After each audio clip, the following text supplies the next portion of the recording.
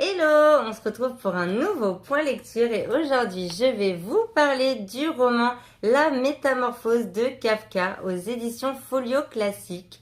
J'avais vraiment trop envie de découvrir cette histoire, celle de Grégor Samsa qui se réveille un matin et qui se rend compte qu'il est complètement métamorphosé en cafard, donc clairement le cauchemar.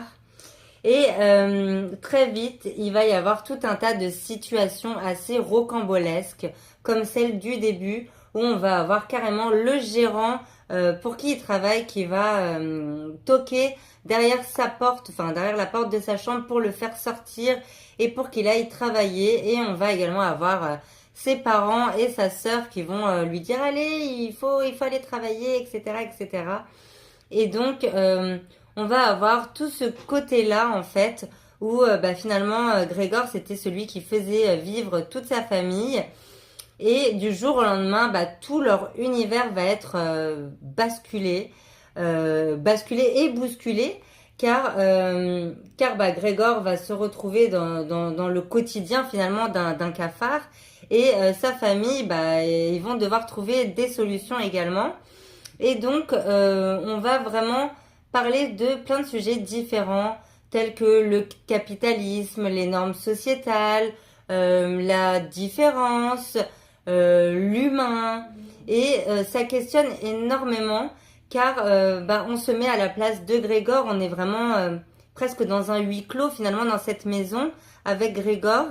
Et on va également se mettre à la place de sa famille et se demander, admettons qu'un proche à nous se transforme du jour au lendemain en cafard, et finalement, qu'est-ce qu'on ferait, quoi? Donc j'ai trouvé que c'était vraiment une nouvelle très intéressante, avec de très belles métaphores à travers cette métamorphose. Et c'est un roman qui fait, oui, vraiment réfléchir. Moi, c'est vrai que sur le coup, j'ai refermé le roman en me disant, ah ouais, ok. Et en fait, au fur et à mesure des jours, j'ai repensé à Grégor, j'ai repensé à sa sœur, j'ai repensé à des scènes, notamment une avec son père qui m'a finalement marqué, en fait, qui m'est resté vraiment en tête. Et je pense pas que j'oublierai ça de sitôt.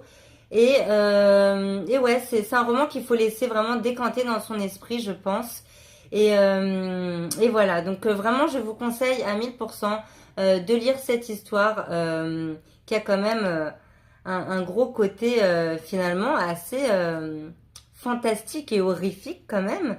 Et voilà, n'hésitez pas à me dire en commentaire votre avis sur ce livre si vous l'avez lu. Je serais curieuse de les lire. Et on se retrouve bientôt pour un prochain point lecture. Ciao, ciao!